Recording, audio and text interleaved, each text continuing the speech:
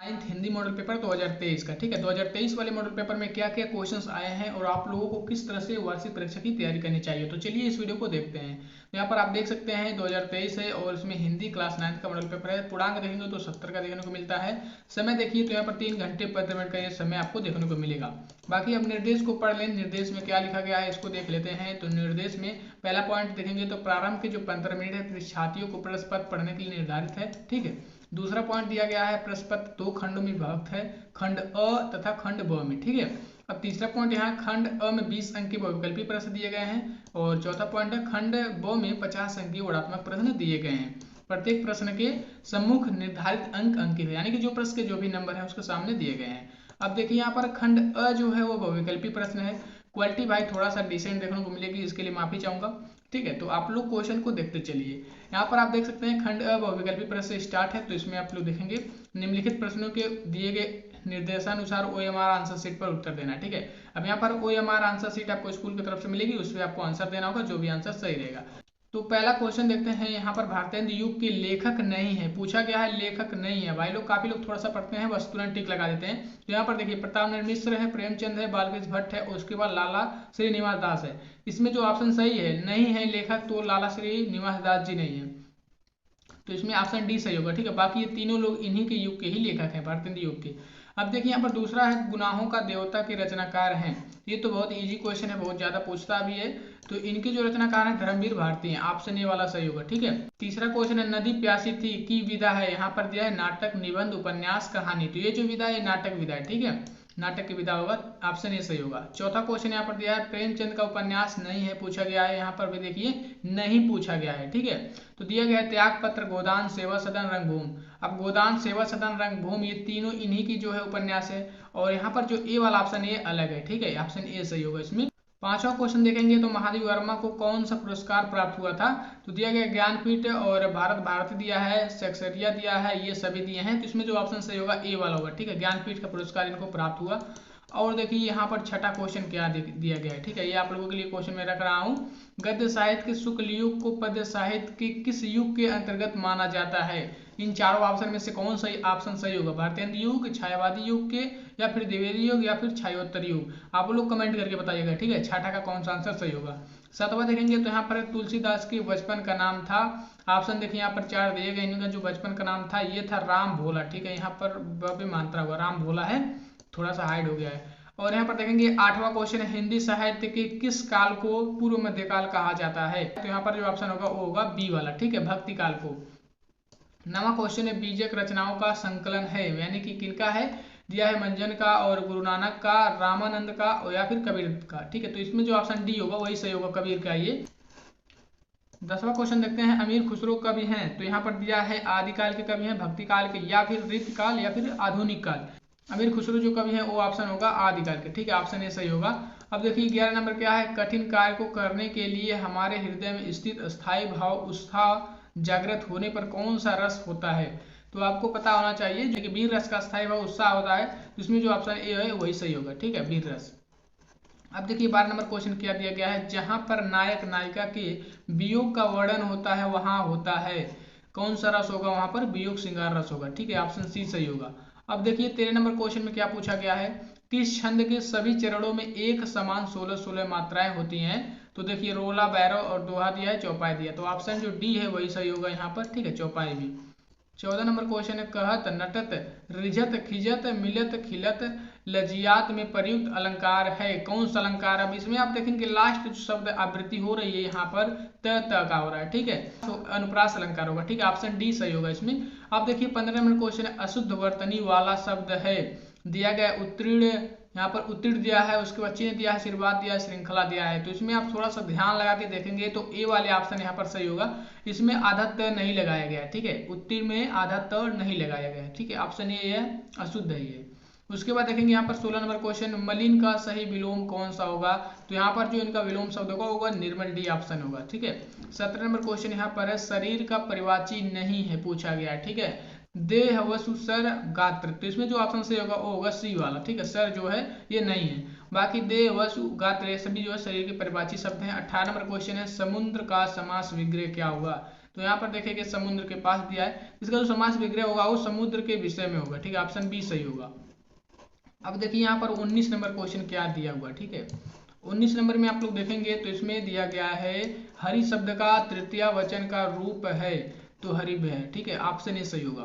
20 number question है अगच्छतम किस लकार का रूप है, तो ये जो ऑप्शन बी है लंग लकार का रूप है, ठीक है, ऑप्शन बी सही होगा इसमें। अब देखिए यहाँ पर खंड ब जो यहाँ पर 50 नंबर दिए जाएंगे इसमें, तो ये इंपॉर्टेंट है आप लोगों के लिए।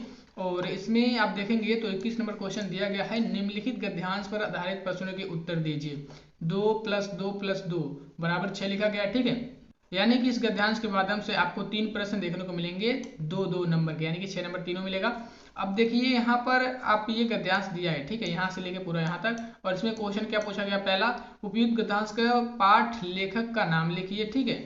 अब दूसरा पॉइंट इसमें मतलब दूसरा क्वेश्चन है रेखांकित अंश की व्याख्या कीजिए, ठीक है। तो यहाँ पर देखिए जितने शब्दों के नीचे इस तरह से अंडरलाइन किया गया है उतने का व्याख्या करना है। और तीसरा दिया गया है वह भेदों में अभेद देखता है कैसे, इसका आंसर देना है। तो यहाँ पर ये होगा। और इसमें ऑप्शन भी दिया जाता है, यानी कि एक क्वेश्चन और देखने को मिलेगा आपको आर करके, जहाँ पर आप देखेंगे अथवा करके दिया गया है, ठीक है। तो यहाँ पर देख सकते हैं ये गद्यांश का शुरुआत यहाँ से हो रहा है, जो कि आप लोग देख सकते हैं, और आगे यहाँ पर कहाँ खत्म हो रहा है देख सकते हैं, यहाँ पर रोकटे खड़े हो जाते हैं, ठीक है, यहाँ आके खत्म हो रहा है। और इसमें भी वही चीज है, 3 क्वेश्चन देखने को मिल रहा है। उपयुक्त गद्यांश का पाठ एवं लेखक का नाम लिखिए, उसके बाद रेखा के इसका व्याख्या कीजिए। क्या तोते का शिक्षा साथ में दी जा रही थी, तो यहाँ पर इनका आंसर देना है। तो इसमें भी वही क्वेश्चन पूछे जा रहे हैं 3 ही, तो आप लोगों को दोनों में से कोई एक ही गद्यांश करना होगा। और 22 नंबर देखेंगे तो 22 नंबर में वही पद्यांश दिया होता है, जो कि इसमें भी 2 ऑप्शन देखने को मिलता है, दोनों में से कोई एक आपको करना पड़ेगा। तो आप देखेंगे एक यहाँ से स्टार्ट है, इसमें 3 क्वेश्चन पूछे गए हैं, और आगे एक देख लीजिए, पद्यांश को आप लोग पढ़ लीजिएगा। और आगे एक यहाँ पर दिया है अथवा करके, जो कि आप लोग देख सकते हैं यहाँ पर अथवा करके एक दिया हुआ है। तो इन दोनों में से कोई एक पद्यांश आपको करना होता है, तो आप लोग इसको तैयार कर लीजिएगा। आगे बढ़ते हैं तो यहाँ पर देखेंगे अब हम लोग 23 नंबर में क्या पूछा जा रहा है। तो 23 नंबर में जो क्वेश्चन पूछा जा रहा है, निम्नलिखित संस्कृत गद्यांश में से किसी एक का संदर्भ सहित हिंदी में अनुवाद कीजिए। तो ये सारी चीजें जो प्रीवियस ईयर्स मैंने बता दिया है मॉडल पेपर में, आगे भी ये चीज देखने को मिल रही, तो आप लोग इसको तैयार करते रहिएगा। इसमें देखेंगे तो ये संदर्भ सहित आपको एक दिया है संस्कृत की पंक्ति, और इसमें से हमें इसका अनुवाद करना है संदर्भ सहित, यानी कि इस जो दिया है पंक्ति किस पाठ का है और किस इसके लेखक कौन है, उसके बाद हमें इसका हिंदी में अर्थ भी लिखना है। तो इसमें भी 2 ऑप्शन देखने को मिलता है, ख क और ख, तो दोनों में से कोई एक ही आपको करना होगा। और ये आप देखेंगे तो 5 नंबर का दिया हुआ, ठीक है। आगे बढ़ते हैं तो देखेंगे इसमें एक यहाँ पर दिया है जिससे कि 2 ऑप्शन देखने को मिलता है, तो दोनों में से कोई एक ही आपको करना पड़ेगा। और 24 नंबर क्वेश्चन क्या है यहाँ पर देखिए, तो लिखा गया निम्नलिखित श्लोकों में से किसी एक श्लोक की संदर्भ सहित व्याख्या कीजिए, ठीक है। तो यहाँ पर दिया है 2 श्लोक, 1 और 2, ठीक है। दोनों में से किसी एक का हमें संदर्भ सहित इसका व्याख्या करना है। तो हमें पता लगाना है किस पाठ का है, इसके लेखक कौन है, उसके बाद हमें इसका व्याख्या करना होगा। 5 नंबर का क्वेश्चन है। बाकी देखेंगे 22 नंबर में दीपदान एकांकी कथा वस्तु संक्षेप में लिखिए। तो ये क्वेश्चन भी रिपीटेड क्वेश्चन है, बहुत ज्यादा पूछता है। दीपदान एकांकी आप लोग पढ़ लीजिएगा, अथवा करके दिया गया इसमें, ठीक है, ऑप्शनली वाला। लक्ष्मी का स्वागत एकांकी के आधार पर रोशन की माँ का चरित्र चित्रण कीजिए, ठीक है। अब इसमें से दोनों में से कोई एक आपको करना पड़ेगा, और यहाँ पर जो नंबर मिलेगा वो 3 मिलेगा। अब देखिए 26 नंबर क्वेश्चन क्या है, निम्नलिखित में से एक लेखक का जीवन परिचय देते हुए उनकी 2 रचनाएं लिखिए, यानी कि 2 प्रमुख रचना का नाम लिखना है। और यहाँ पर नंबर क्या मिलेगा 4। इसमें ऑप्शन क्या है, महादेव वर्मा है, हजारी प्रसाद द्विवेदी है, काका कालेकर है। तो तीनों लोगों में से किसी एक लोग का हमें जीवन परिचय लिखना है और उनके 2 प्रमुख रचनाओं का नाम लिखना है। तो ये बहुत ही इंपॉर्टेंट है, मैंने बता रखा है आप लोगों को। जीवन परिचय 5 नंबर में पूछता है, या फिर कभी कभी जो 4 नंबर में देखिए यहाँ पर पूछा गया है। और दूसरा देखिए तो यहाँ पर ख वाला क्या लिखा गया है, निम्नलिखित कवियों में से किसी एक कवि का जीवन परिचय हुआ, उनकी 2 प्रमुख रचनाएं लिखिए। तो यहाँ पर भी वही चीज है, मैथिली सरगुप्त दिया है, जयशंकर प्रसाद और सूर्यकांत त्रिपाठी निराला। इन तीनों लोगों में से किसी एक का हमें जीवन परिचय लिखना पड़ेगा, और उनकी 2 प्रमुख रचनाएं भी लिखनी पड़ेगी। बाकी आप 27 नंबर क्वेश्चन देख सकते हैं। तो यहाँ पर दिया है अपनी पाठ्य पुस्तक से कंठस्थ किया हुआ एक श्लोक लिखिए जो इस प्रश्न पत्र में न आया हो। तो श्लोक 2 नंबर में आता है, हमेशा आता है, ये रिपीटेड है, ठीक है। आप श्लोक जरूर याद कर लेना। 2 हो सकता है अगर एक यहाँ पर मिल भी जाए, जैसे कि 2 ऊपर लिखा गया है, तो अगर मिल जाता है तो दूसरा आप लिख सकते हैं, ठीक है। तो यहाँ से आप लोग 2 श्लोक याद करके रखना, 2 नंबर फिक्स रहेगा। बाकी देखते हैं आगे, तो आगे क्या क्वेश्चन देखने को मिलता है 28 नंबर में। 28 नंबर में देखिए तो निम्नलिखित में से किन्हीं 2 प्रश्नों के उत्तर संस्कृत में लिखिए। देखिए यहाँ पर 4 प्रश्न देखने को मिलते हैं, और इनमें से 2 का संस्कृत में उत्तर देना है, और ये 4 नंबर के, यानी कि 2-2 नंबर के दोनों प्रश्न होंगे। 29 नंबर है, तो निम्नलिखित में से किन्हीं 2 वाक्यों का संस्कृत अनुवाद कीजिए।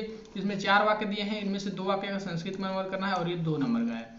30 नंबर में क्वेश्चन देखेंगे तो निम्नलिखित मुहावरों और लिखितों में से किसी एक का अर्थ बताते हुए वाक्य प्रयोग कीजिए। देखिए यहाँ पर जो है मुहावरा दिया हुआ है, इनका हमें वाक्य प्रयोग भी करना है और अर्थ भी बताना है। तो मुंह में पानी आना, इसका क्या होगा, फिर अक्ल का अंधा तारे गिनना, ठीक है। तो यहाँ पर हमें इसमें से क्या करना है, मुहावरों में से किन्हीं एक का ही करना है, ठीक है। तो जो भी आप कर पाओगे उसमें से इसका मतलब अर्थ भी बताना है, इसका मतलब क्या होगा, उसके बाद हमें एक वाक्य में प्रयोग भी करना है। तो आपको 2 नंबर यहाँ पर मिलेगा।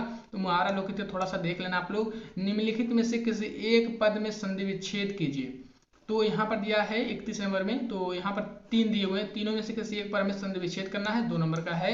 फिर 32 नंबर क्वेश्चन क्या है, विद्यालय में खेल कूद की समुचित व्यवस्था के लिए अपने प्रधानाचार्य को प्रार्थना पत्र लिखिए। या फिर आप लिख सकते हैं तो अथवा करके देखिए यहाँ पर दिया, स्वयं बीमार पड़ने पर 2 दिन की अवकाश हेतु प्रधानाचार्य को एक प्रार्थना पत्र लिखिए। इन दोनों में से किसी एक पर आपको लिखना पड़ेगा, जो भी आप वहां पर समय से लिख लें तो अच्छा होगा। आप लोग इस पर ध्यान देना, ठीक है। ये 5 नंबर में पूछा गया है। तो आज के मॉडल पेपर में यही सारे क्वेश्चन थे क्लास 9 के। और भी जैसे मॉडल पेपर्स मिलता है आप लोगों के लिए मैं वीडियो बना दूंगा। तो फिलहाल आप लोग कमेंट करते रहेगा और आप लोग वीडियो को लाइक शेयर कमेंट कर देगा। चलिए मिलते हैं अगले वीडियो में।